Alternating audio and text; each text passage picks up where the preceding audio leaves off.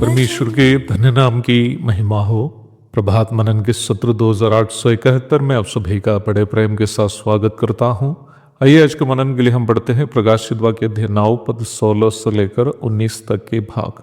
उनकी फौज के सवारों की गिनती 20 करोड़ थी। मैंने उनकी गिनती सुनी। मुझे इस दर्शन में घोड़े और उनके ऐसे सवार दिखाई दिए जिनकी जिल में आग और धूम्रकांत और गंधक की सी थी, और उन घोड़ों के सिर सिंहों के सिरों के समान थे, और उनके मुंह से आग, धुआं और गंधक निकलते थे। इन तीनों महामारियों अर्थात आग और धुएं और गंधक से जो उनके मुंह से निकलते थे, मनुष्यों की 1/3 मार डाली गई। पद 16 से आगे की ओर जब हम पढ़ते हैं, 20 करोड़ की एक सेना को हम वहां देखते हैं। लंबी समय से कई लोग अर्थात कई बाइबल शिक्षक इस 20 करोड़ की फौज को आश्चर्य सेना के रूप में ही समझते थे, अर्थात मनुष्य की सेना, जबकि वर्तमान दुनिया में इंडिया, चीन आदि अधिक आबादी के देशों के सैनिक तथा अर्ध सैनिक बलों को जोड़ दी जाए तो 20 करोड़ की संख्या की सेना को युद्ध के लिए उपलब्ध कराना कोई कठिन बात नहीं है। परंतु वर्तमान काल के कई बाइबल शिक्षक जो एस्केटोलॉजी अथवा भविष्यकालीन विज्ञान के शोध करता है, निम्न तर्क का समर्थन नहीं करते। उनके अनुसार यह सूचित की गई सेना केवल मानुषिक सेना नहीं है, बल्कि दुष्टात्माओं की सेना है।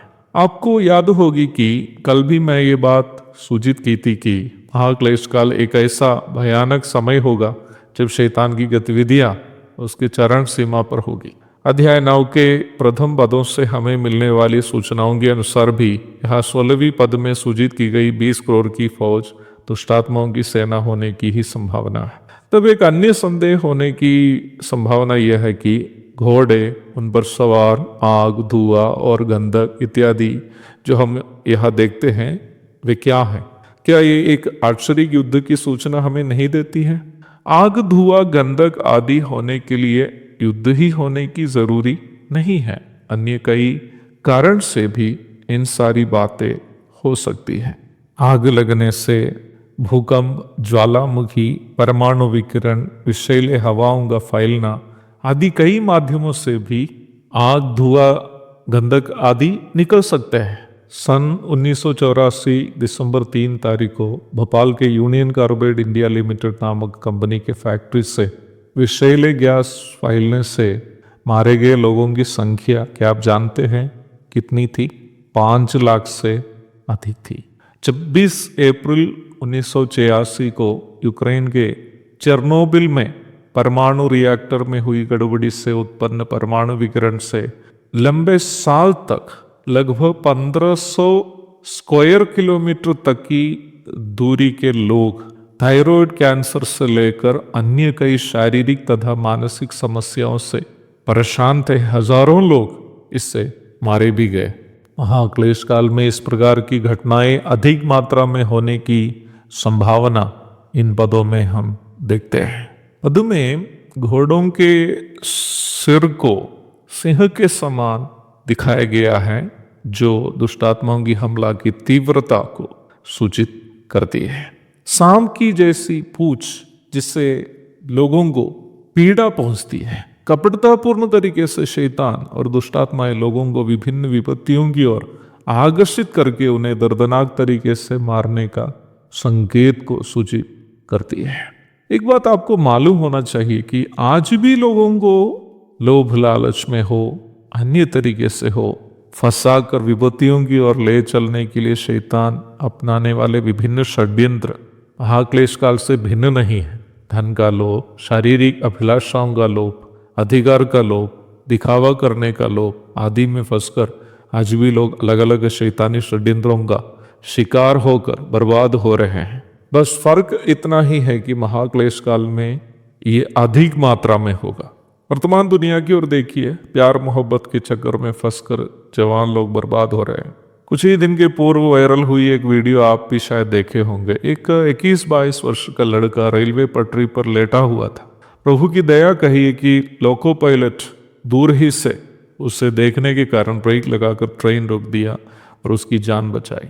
उसे जब पूछा गया कि क्यों वो लेटा हुआ था, तो उसका जवाब था कि जिस लड़की से वो प्यार करता था वो दूसरे कोई लड़का से शादी की, इसलिए वो मरना चाहता था। यदि वो मर जाता तो किसको नुकसान होता? उसको ही, क्योंकि उसकी आत्मा आग की झील की ओर चली जाएगी। शैतान भी वही चाहता है।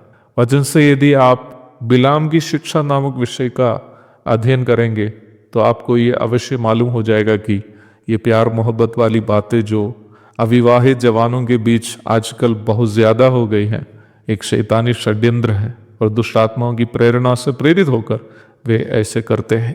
केरल में शरण्या नामक एक शादीशुदा युवती अपने प्रेमी के साथ भागने के इरादा से दूध पीने वाले अपने बच्चे को पत्थर पर पटक कर मार डालने के बाद अब पुलिस के कब्जे में है।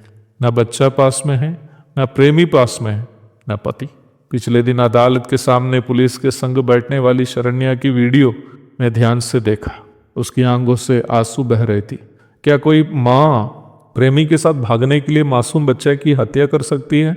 हाँ भाई, कर सकती है, जब वो दुष्ट आत्मा के चंगुल में फंस जाती है। प्रेरित पौलुस दूसरा थिस्सलुनीके 2:7 में कहता है, क्योंकि अधर्म का भेद अब भी अर्थात वर्तमान समय में ही कार्य करता जाता है। यदि अधर्म का भेद अब भी इस कलीसिया युग में भी इतना भयानक तरीके से कार्य करता तो उस महासंकट काल में कितना भयानक तरीके से होगा। एक और शुभ दिन की धन्य कामनाओं के साथ आज का मनन में यहाँ समाप्त करता हूँ। प्रभु आप सबको आशीष दे। आमीन।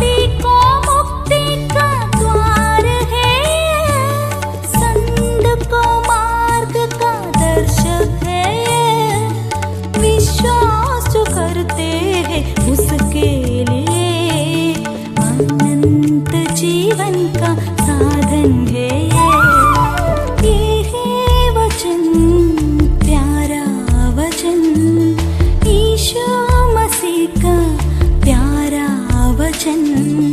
ये है वचन, प्यारा वचन, यीशु मसीह का